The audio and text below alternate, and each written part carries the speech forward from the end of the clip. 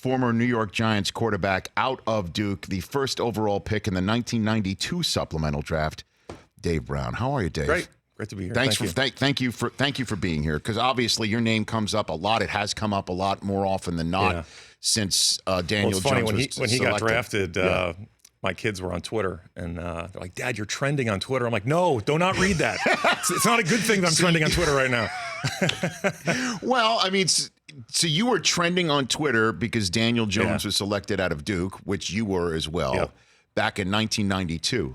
So that actually happened. I was doing the draft. I did not know that you were trending on Twitter as soon as that happened. Yeah, it's interesting comments on Twitter when that happened. It's interesting, I know, for sure, and I want to get into that, but I want to start with your journey first. So you're from New Jersey. Mm-hmm. You're from the New Jersey area, and then you went to Duke. Yes. How did you get there? I was pretty highly recruited, and I went to go visit Duke, and Spurrier was there, and really all it was he put on a film of one of their games, and I think the quarterback had 6 touchdown passes. They were throwing reverses and flea flickers, and just sort of knowing the system they were going to be in. And then also just, it's a great institution. So I thought if I never played it down, I get a great degree. So I really went to that. That was my only visit.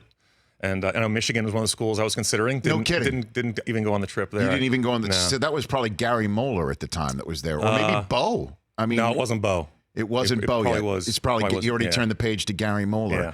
Interesting. So you go and your visit to Duke was Steve Spurrier, the old ball coach, just popping film on. Yeah. Well, how did he influence your time there at Duke at all? So in high school I didn't really throw it a lot. I threw it probably 8 or 9 times a game. I ran the option, believe it or not. Right.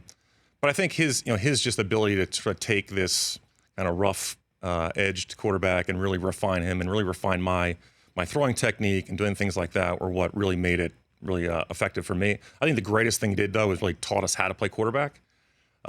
He was pretty rough on all of us. And so, practices were very hard. What do you mean? And it felt like the games would be easy because just every single throw was under scrutiny and every route was under scrutiny. And it just became a, trial by fire during practice. So going out and actually being in ACC competition was a relief? It was a relief. It really, honestly, it really was. And every quarterback that played for him will say the same thing. Games were just easy compared to practices, because practices were just brutal. And a lot of the things we were asked to do was change the play at the line of scrimmage. Every play had a word, and we could audibilize, and if we didn't, we were wrong. And so in practice, he would throw some different looks at you, and if you didn't make the right check, he would go crazy on you. So when he got into the games, it was great because you kind of knew exactly what you're supposed to do. It became kind of like a video game. You sort of knew, exactly what you were doing at all times. Right. So then eventually he leaves. You leave Duke, and if you look at the 1993 NFL draft, that Drew Bledsoe was at the top, Rick Meyer, and then Garrison Hurst, and then eventually the Saints draft Willie Rofe, 8th overall, and then the Giants are there, and it says the New York Giants forfeited their 1993 first-round pick after selecting Dave Brown in the 1992 supplemental draft. How did you? So that was a crazy story, and it's one I really haven't told very often, but so I'm going through spring practice, technically my senior year, but I have a 5th year to come back for, so that's what I was preparing for. But I only had 2 classes left. I was sort of saving the 2 classes for my 5th year. Yes. My parents called me the night before the spring game and said, "We want to come down and talk to you." And I'm thinking, God, why are they coming down for a spring game? Who really cares at this point? And they sat me down and said, "Listen, we've been having quiet discussions with the New York Giants. Tom Boyster, the player personnel director, and others have been meeting in these hotel rooms, these clandestine meetings, to say, we like the team we have. We have Phil Simms and Hostetler as quarterbacks. The forward forecast for quarterback ratings was coming out, and Bledsoe was the #1 overall. Mm-hmm. And Rick Meyer and I were sort of the next 2 quarterbacks, and the Giants liked me better than Rick at that time. But they knew as the draft came out the next year, their team was still pretty good. Lawrence Taylor and Phil and a bunch of guys. They knew that I would not be around potentially for their draft pick to happen. So they basically said, if I were to leave school early, they would guarantee that they would draft me in the first round. So it's amazing how your life changes. You're very happy in college, and then the next day you hear this news, and you go out there and you realize, like, what am I doing here? This is crazy. So hold on, I got to follow up here. So you're getting ready for your 5th year at Duke. Yeah. Your folks say, "Hey, Dave, we're coming down. We wanted to sit." Yes. They sit you down and say, unbeknownst to you, we have been meeting for months. They were meeting with the Giants front office staff. Yeah. to say, hey, if you leave early, we'll take you in the supplemental Correct. draft. And because we don't think that we can get him in next year's draft where we're picking him. Yep. So what's amazing is then I had to hold my own sort of mini combines down at Duke. So I couldn't lead on that this was happening. So I invited all the teams to come down, and I had a pretty good workout. Your own like pro day is what Yeah, you're I had my talking own pro about? day. The Dave Brown pro day. Yeah. On all teams were coming So all in? teams came down except for the Giants, which, my mom's freaking out saying this better be right. They better not, turn their back on me. So, back then Belichick was coaching the Browns. Yeah. Sam Weish was coaching the Buccaneers. So they had private workouts with me. So Sam Weish flew up to New Jersey to Westfield where I live. And I had my brother as a receiver, and my best friend came out. I'm throwing routes to them. Then Sam Weish takes us to lunch. The next week, Bill Belichick flies up and takes me to Madison High School in New Jersey and gets a bunch of high school receivers there, and I was thrown to them. So it's kind of a long process. In July, this happens.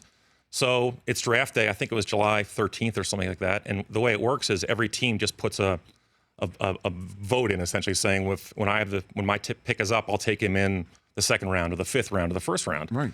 So the Tampa Bay Bucks are the first pick of the draft. Sam Weish says we don't want to take him in the first pick, but we want him first pick of the second round.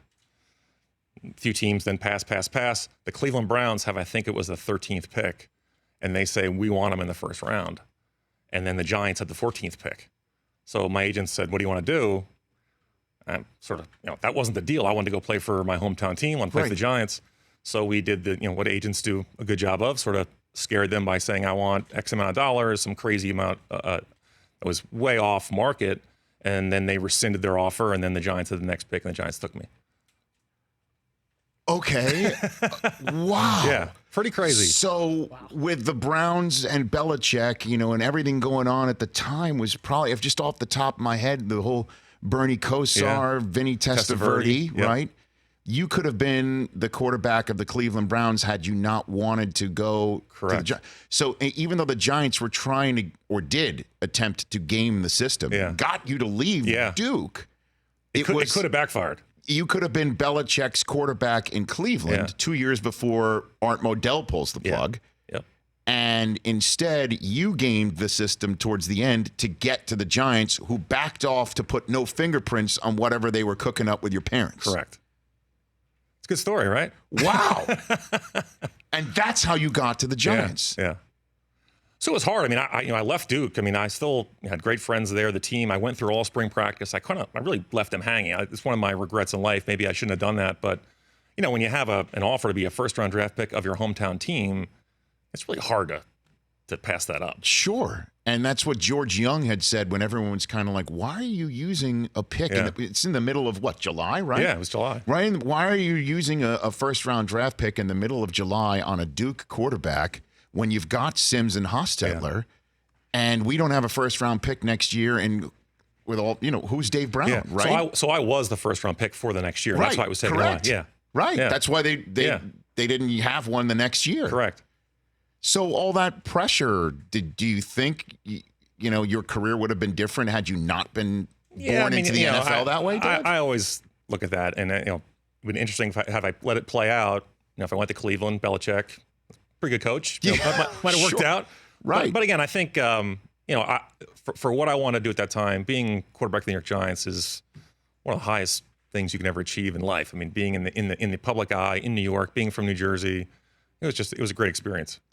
Dave Brown here on the Rich Eisen Show. So then you get to the Giants. Ray Hanley's your coach, right? Sims and Hostetler are in the locker room. Correct. Were you welcomed? I mean, how were you welcomed? Yeah, it was interesting because Kent Graham was there as well, and I sort of felt like Sims and Hostetler at the time were going through a little bit of an issue because Ray Handley had promised Hostetler a starting job in preseason, and then Hostetler got nicked up during preseason, and Phil actually played very well, so Phil was named the starter on opening day, and I mean, the quarterback room sort of blew up at that time. Hostetler left. Phil was upset that Hostetler left, so then he left. And it's Kent Graham and I'd been there for 3 days, and Jim Fossil was our quarterback coach. And he said, listen, I don't know what's going to happen here, but one of you guys might be the starting quarterback this week. I was like, well, I know it's not going to be me. These guys don't even know who I am, let alone I don't know any of the plays. Right. But then they sort of came back, and Phil was a starter. And the year was just, Phil got hurt against the LA Raiders out here. Hostetler got hurt. Kent Graham and I then played against the Cowboys. Well, hold on a second. On Thanksgiving Day. Okay, so your first game in the NFL, we just walked through how you were born into the NFL. Yeah. You were baptized in the NFL. How? Blitz under fire by the Dallas Cowboys. On Thanksgiving Day? On Thanksgiving Day. I mean, that was, I mean, think about the Cowboys team in Texas that day. Stadium. In Texas Stadium. With the triplets. Triplets, but the defense at the time was Haley. And they had everyone. Right. Yeah. I mean, the whole they had mix. 8 defensive linemen. They would just roll, and they were unstoppable. Were you ready? No. No way I was ready. No. I mean, again, because I got there late in training camp, I didn't have the OTAs. Right. I didn't have training camp. And by the time the season starts, the third string quarterback's getting 0 reps. So for me, it was just, I had to kind of learn on the side. And I remember going to Jim Fossil's house for dinner some nights and sort of learning the playbook with him. And so by the time I got to week 10 or whatever it was, I kind of knew what I was doing, but not to any level be successful. What was the final score that day on Thanksgiving Day? 30-3. Yeah. I think we scored on an opening drive too. Oh, you were up 3-0? Yeah, it was 3-0. It's all downhill from there, Dave. Right. Well, actually, it was 9-3. They opened with 3 field goals. Matt Barr hit a 42-yarder before the half. There you go. So Okay. going in the locker Feeling room, good. you and Little Ray momentum. Hanley and 9-3 everything. at the half. Feeling good. We're high-fiving each other.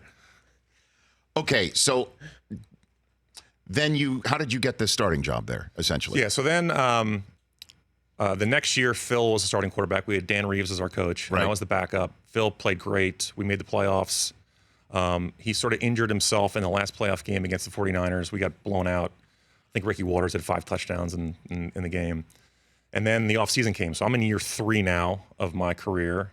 Again, a first-round draft pick, the pressure is sort of on to, a move's got to be Big made here. time. So I mean, Phil's 38 years old. Right. He had a great season, but he had an injured shoulder. And it was either May or June, and I got a phone call from the PR person at the Giants that said, listen, Phil Simms has just been released. His press conference is at 3, and yours is at 4. And talk about I'm 23 years old at the time. Like, okay, it's time to go. And I drove in there. And it was Phil and I were very good friends, and it was pretty amazing that the way it worked out. I was walking in the building. He was walking out, and, New York media, there was 100 people in there, cameras everywhere. I was sort of hoping I wouldn't see him, but I'm glad it actually happened this way. He was walking out, and I passed him, and he just leaned over my ear and whispered, "So, are you a little bit nervous now?" And then he just walked out. And it was such a great passing of the torch at the time, and it was very funny. Man, That's amazing. So how did you handle it? I mean, because again, we're now beginning to broach Dave Brown here on the Rich Eisen Show. We're now beginning to broach what Daniel Jones might be experiencing here. So how did you handle all of a sudden 100 cameras in your face saying it's now time for you to win football games because you're a first-round choice out of Duke, replacing a Super Bowl champion, albeit not released, but benched. Yep. How were you How did you handle so I all still had that? to compete. Kent Graham was still there. We had a few other guys that were there. So, and Dan Reeves was the coach, and it was, it was kind of all focus was on that. I had to prove myself, and certainly being a first-round draft pick, you sort of get the benefit of the doubt. But I did have a really strong preseason, and we played our 3rd preseason game in Berlin against the Chargers, and I was named a starter then. And then You were named the starter in Germany. Yeah, in Germany. Think about that. Makes sense, right? How many times, Brockman, have I said during this conversation, okay? This is Olympic incredible. Stadium in Berlin. Okay. But then you think about it. So I started, my first week was against the Eagles at home. We won that game. Second game we play at Arizona against Buddy Ryan's home opener in Arizona. 80,000 people, Desert Swarm they called themselves. Of course. We won that game. And then the next game we played the Redskins and beat them. So I'm a new quarterback. I'm 3-0 going into the bye week. I'm like, I'm the king of New York. This is the greatest job in the world. Right.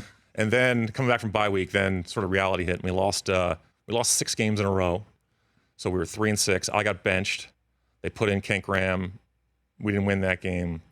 Then I came back and won our next 7 games in a row. So we went 3-0, 0-7.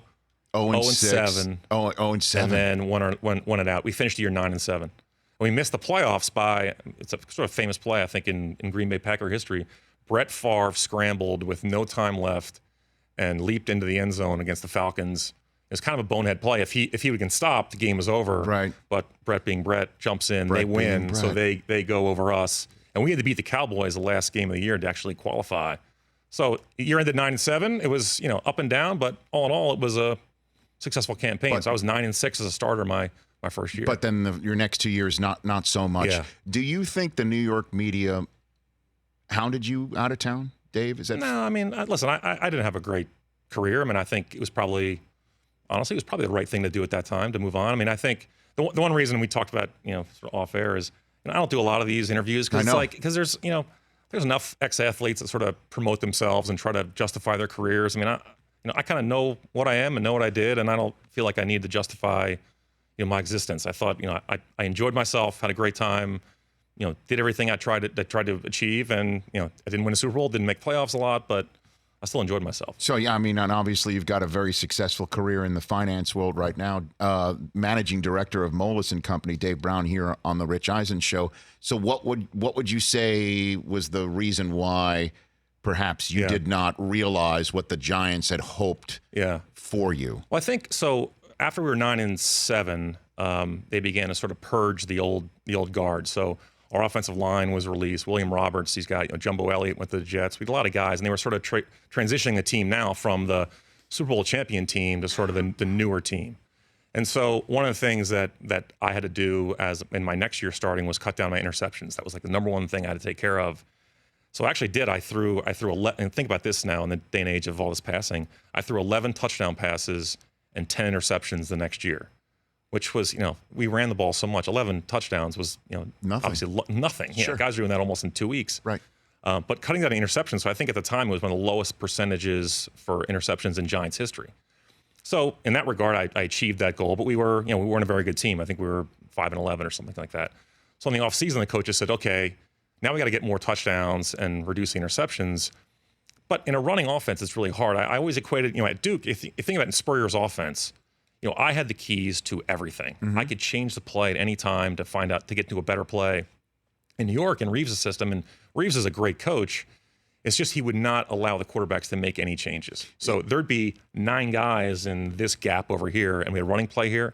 I had no ability to change that play. No kidding. Yeah. And it was very frustrating as a guy coming from the Spurrier system where I could change it to everything. Well, and that's the reason. Where you're just hamstrung in that system. But Dave, that's also the reason why I'm sure Belichick was knocking on your door in the supplemental draft. That there's a kid that has such a grasp of a system like Spurrier's and what was being run at Duke after you, and have the neck up ability to read a defense pre-snap and change into it. I mean, that's such a rarity. Yeah. So, and I would also say too that I thought Phil Simms was a master at. He'd have a boring game. It was 17 of 23 for 200 yards, 2 touchdowns, and he sort of managed the game very well. And I always equated to, at Duke, you could throw, a few go routes to set up a curl route or a comeback route or something shorter. I equated to like a pitcher on an 0-2 count throwing a waste pitch to set up the strikeout pitch. With the Giants in that system, there were no waste pitches. It was 3rd and 10, 3rd and 8. You didn't get a lot of nice, easy, free throws. Every throw was sort of had to be completed to keep the chains moving. And again, I don't think I adjusted very well to that system. I wanted to be more free and open and throw the ball and just have more fun doing it. Well, in the few minutes we have left with you, Dave Brown, let's get to the here and now. What advice do you have for your fellow Dookie and Daniel Jones? Yeah. Listen, he's off to a great start. I mean, he had a great preseason. I think I sort of think what happened last week against the Bills with Josh Allen and his ability to make plays outside of the pocket. Daniel Jones runs a 4.6 40. He's big. He's strong. He's a little bit like Josh Allen in that regard. And I think if you think about Shermer and the coaching staff, they're watching Josh Allen run around and make plays. I think at that time they probably said, you know what, Eli's had a great career. The team is going to be struggling a little bit this year. Let's get a guy who's more athletic back there and see if he can make plays. And I think that was probably one of the reasons they made that move this week. Well, and then there's the issue of the reception. And again, the reception you received is the reason why I think you were trending on that draft night, Dave. For sure. Because Chris can attest to this, Chris Brockman over there. We were doing our show from Nashville from the draft. The day after, I have not, and I've done 16 drafts now. It's tough to remember a draft choice more vilified more vilified than Daniel Jones being selected by the Giants at 6 instead of, say, Haskins, or waiting till they had more draft choices in the first round to go get him, and the general manager essentially saying, hey, we knew others wanted him, and 2, I fell in love with him after 3 snaps at the Senior Bowl, and people are like, what? Yeah. So how do you compare? But if you look at here? it, I mean, listen, his preseason was, again, it's preseason, but he looked in complete control of the offense. He was a very smart guy. I think the thing with him that, when I watched him at Duke, and I watched him a lot, if there was one concern I had with him, it was I felt like he was a little bit late with his throws, and it might be because the athletes he was throwing to maybe weren't as couldn't get open as much as the guys he's thrown to now. And that was my one big concern, is him just throwing a little bit late at times. And I'll tell you, I mean, I've not seen that in the Giants so far. In the preseason games, he anticipated well. He threw a great ball. I mean, I think he's going to be a really good quarterback, and I mean, I'm rooting for him, obviously. But I think they may have found, every year there's sort of the diamond in the rough that they found, and I think this could be the guy. So the reception that he received, I mean, do you have any advice for him on that Yeah, so front, Dave? I've sent some emails. I've gone back and forth with him and his father as well. And on draft night, I sent a note to his father, and I said, don't judge the reception on him. I said, some of it is just a hangover from maybe my career there. The whole it's the Duke connection and things like that. I go, listen, just block that out. Just keep your head down, do your job, and I know it'll work out for you. So I feel like it's a little bit unfair because, again, the Giant fan has the history of the Duke quarterback being there that didn't work out so well. So it's unfortunate he's getting lumped into that. Dave, there's no question. Yeah. That is happening. Yeah. And that is something that is working against him. For sure. As he also, by the way, one touchdown pass, how it's going to work. Hooray. Oh, yeah. Dave Gettleman for president. It's already happening. It's already happening because they boo him, and now all of a sudden they're like, let's put him in. I mean, so it's I know. fans are fickle. I know that you can't spell fanatic without fan. That's right. So again, you're in contact with him. Yeah. You speak with him. Yeah, I don't speak to him. We've exchanged some emails. Yeah. Okay. And are they as similar to him speaking in front of a microphone? He sounds just like Eli. It's unbelievable. Actually, his mannerisms are like Eli as well. So it's funny. Well, and it's again, it's got to help him too. You'd think that Eli's there, right? And obviously he's disappointed and he's not happy. I feel Eli is one of those professionals that's going to be there. I find it weird for Eli, though. I mean, obviously he's going to be great for Daniel and the mentoring and everything else. But if you're Eli and you've been taken out, do you want to go back in now? If he gets hurt, you've already sort of given up on me. I'm sort of lame duck quarterback. I mean, I was actually shocked to hear, in your in the beginning of the show, yes, that he's waived his trade clause. I mean, he hasn't. He won't. He won't do that yet. Yeah, he won't. He would consider doing it. You would think. I mean, there are a lot of teams out there in the quarterbacks right now that are good teams. You would think that he would want to maybe prove the Giant fans and the Giant organization wrong and say, okay, trade me to the Steelers or trade me to Jacksonville where Coughlin is. I think that'd be a great thing for him. But you're also a guy that still lives in the state of New Jersey. Maybe he likes living there. Yeah. Honestly, he's got 4 kids, right? Yeah. I mean, I don't know. But it's not like he's moving. He's there for 3 months, 4 months. That's true. It's like a business trip. Yeah, it's a business trip. Speaking of which, how's your business, Dave? It's good. Yeah, it's very good. Do you want to throw it out there? Plug? Yeah, sure. I mean, yeah. So here. I run within Moelis & Company. There's a private funds group, which essentially I go out and raise money from institutions for guys essentially who buy and sell companies. So we provide them the capital to do so. It's called private equity. Okay. And we have a good business, good team. We're about 22 people, but our firm it's growing. We're about 19 offices globally, and it's a good group of people. Are the Maras or the Tishes a client or anything like that? No, that's a good. I should call them. Come on now. They should be. Throw it out there. Yeah. Hey, Dave, I really appreciate you taking the time strolling down memory lane because I know you don't do it a lot, or at all. So I really appreciate that. Great to be here. You got it. That's Dave Brown, Managing Director of Moelis & Company. Wow, what a story. Can do 30 for 30 on the last 20 minutes. Crazy. Right here on the Rich Eisen Show. When we come back, 844-204-RICH. Great poll question, and we will review the fantasy draft. The fantasy trade that we have had thrown in front of us for Patrick Mahomes, and we are thinking about it. 844-204-RICH, number to dial. Back with that in a second. For more of The Rich Eisen Show, tune to Audience Channel 239 on DirecTV for free on BR Live or download the Rich Eisen Show app.